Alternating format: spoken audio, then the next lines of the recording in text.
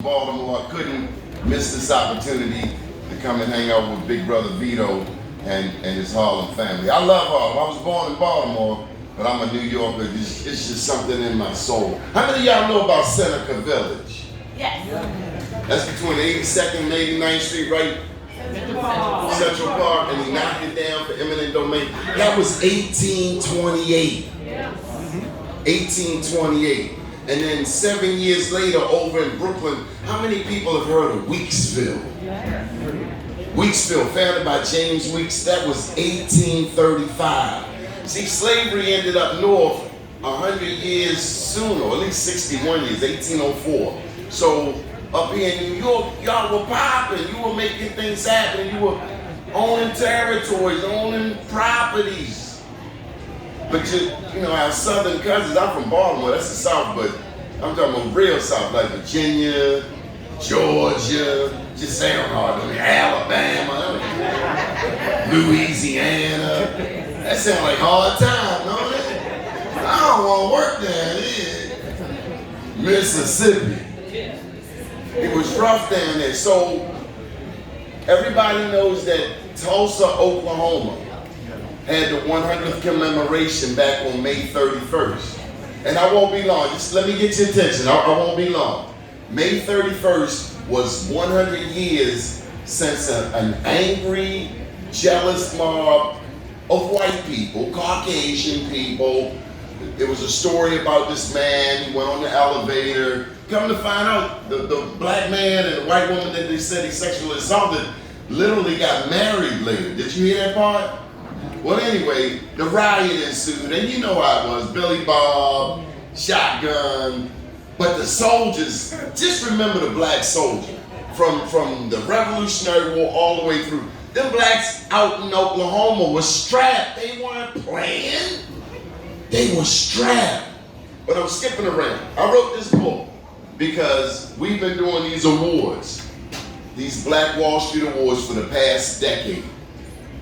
Cordell Clear's been before, Miss Sylvia's been, we met Vito because of Odessa Hopkins, and also we've been coming to New York the most. Actually, our first event in New York was at the UN, at the United Nations. We tried to come to New York with a big splash, but I quickly learned I better make it to Harlem.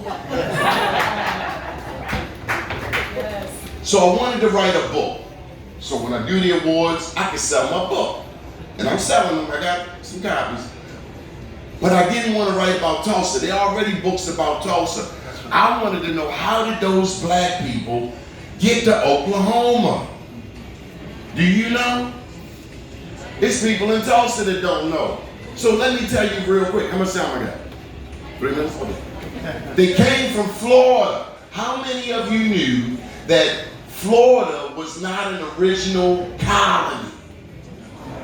Florida was not one of the original 13 colonies. So if you lived in Alabama, Louisiana, Georgia, and you made it to Florida, you was free. Now you had to, there was a contract. You had to fight for the militia, and you had to convert to Catholicism. But this is what I want you to hear.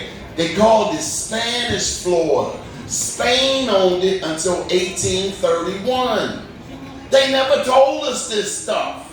Let me tell you, after Trayvon Martin and George Zimmerman and Nathaniel Brown, I swore to beans I would never go to Florida again. But after researching Black Wall Street and the roots in Florida, I found out that Florida is full of black history that most of us don't know. For instance, the first black man on North American soil was a Spanish conquistador, Juan Garrido, and there was another one named Little Stefan, Esteban.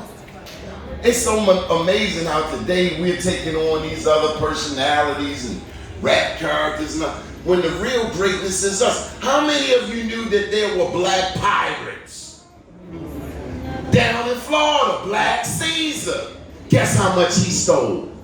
6 million in silver. Now they hung him in Virginia, and I'm pretty certain he didn't get a chance to go to Nordstrom's or Macy's, but by virtue, he was one of the first black millionaires. But this is what I want you to really know about Florida.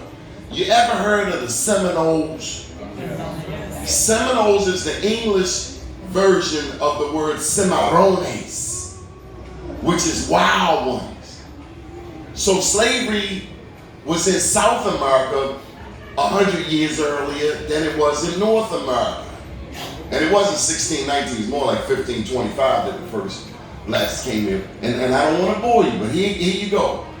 There were 3 Seminole Wars. That's what they called the Indians. They pushed all of the Indians off the East Coast, sent them to Florida. The same thing, if Florida is freedom for black people, we were running there too. So we were fighting side by side, the blacks and the Seminoles. And so there was a leader. There's 2 heroes in this book. One is a black Indian named Chief John Horse. He is by far the baddest black man you ever heard of in your life. He beat the European, Caucasian encroachers who was trying to put him back in slavery. They beat him, they fought him to a truce. And the deal was, if he would lead his people on the Trail of Tears, that he's a soldier.